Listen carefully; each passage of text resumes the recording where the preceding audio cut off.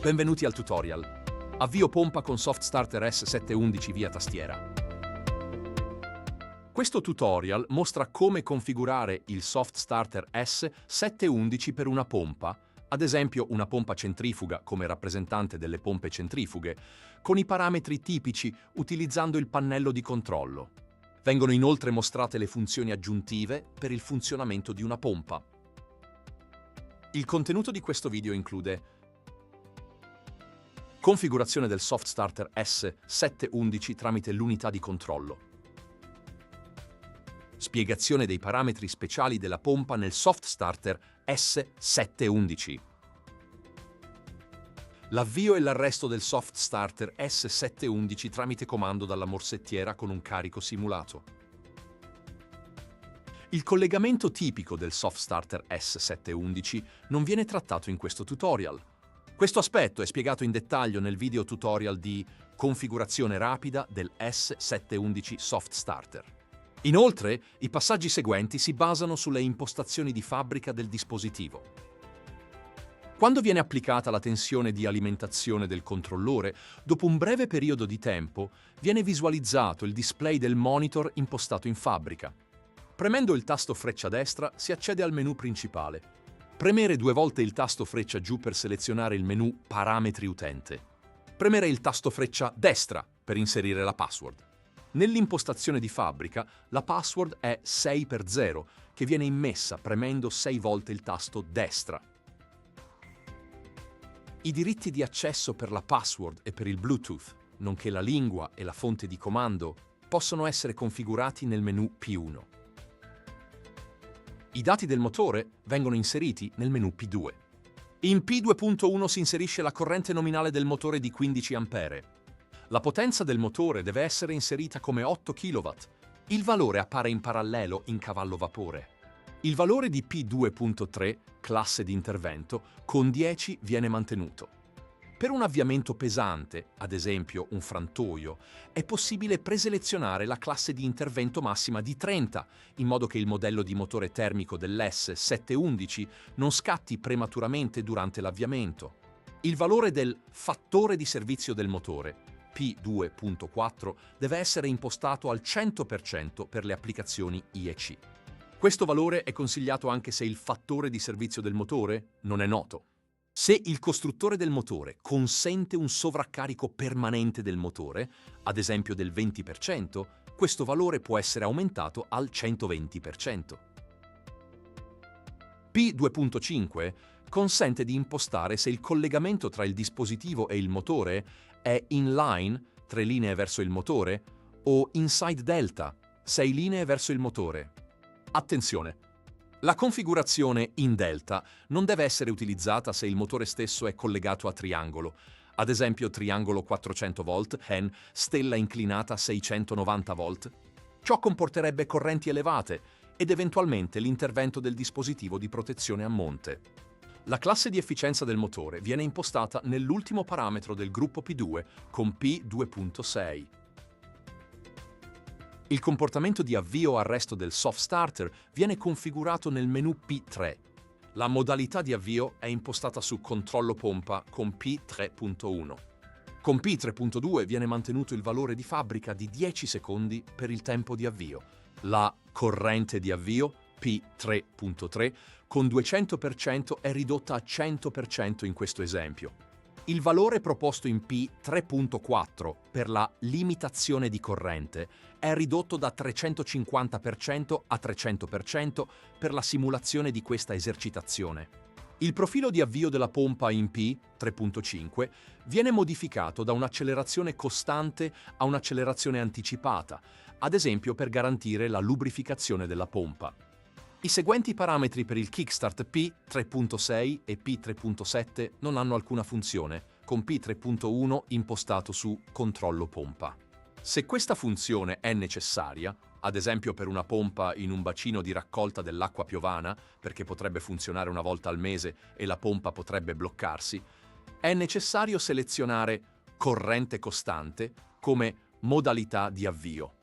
Il parametro P3.8 può essere utilizzato per impostare una coppia per il funzionamento a scatti, ad esempio per rimuovere le impurità da una pompa con un funzionamento a scatti in avanti e indietro.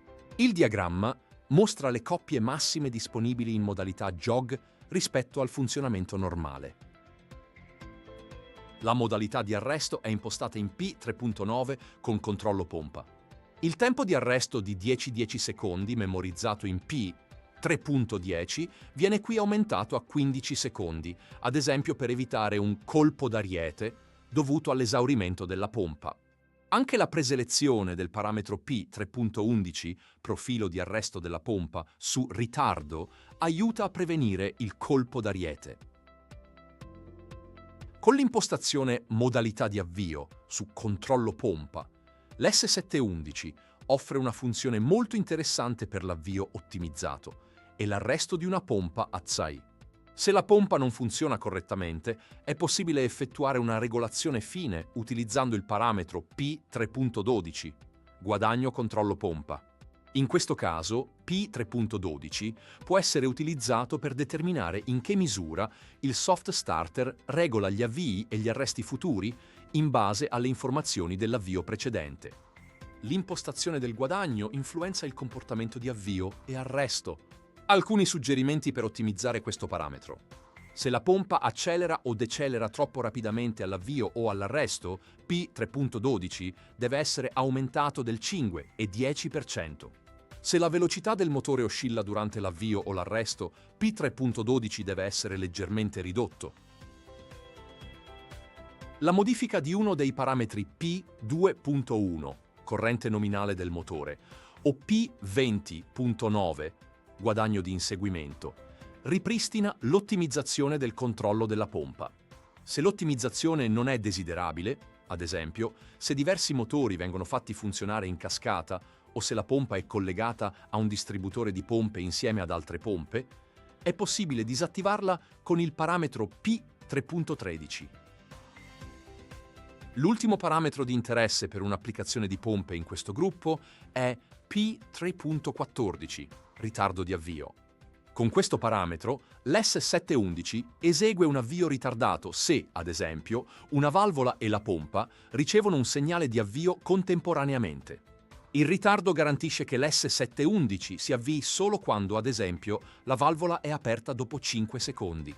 I parametri da P3.15 a P3.18 non vengono presi in considerazione in questo tutorial, in quanto generalmente non sono rilevanti per un'applicazione di pompe.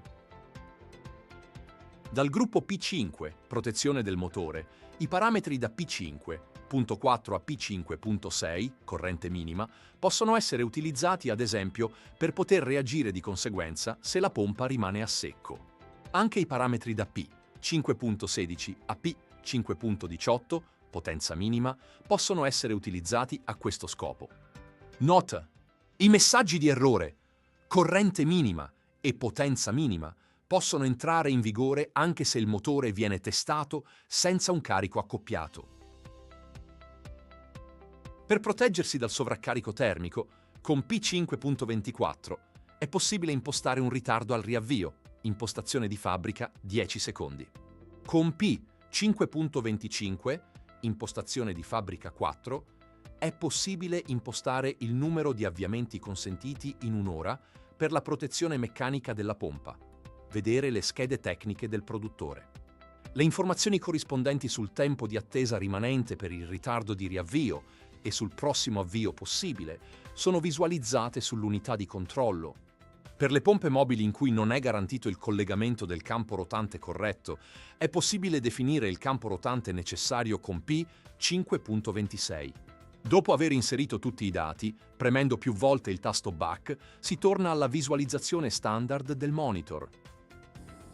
La configurazione effettuata viene ora dimostrata con una curva caratteristica quadratica simulata. Nella modalità morsettiera, l'hardware è abilitato all'ingresso digitale 2, interruttore EN, e il LED Ready si accende in modo continuo. L'ingresso digitale 3, interruttore A, viene utilizzato per passare da locale a remoto, il che è indicato da una luce continua sul LED remoto. L'impostazione del quinto monitor è mostrata sulla destra con un istogramma della curva attuale.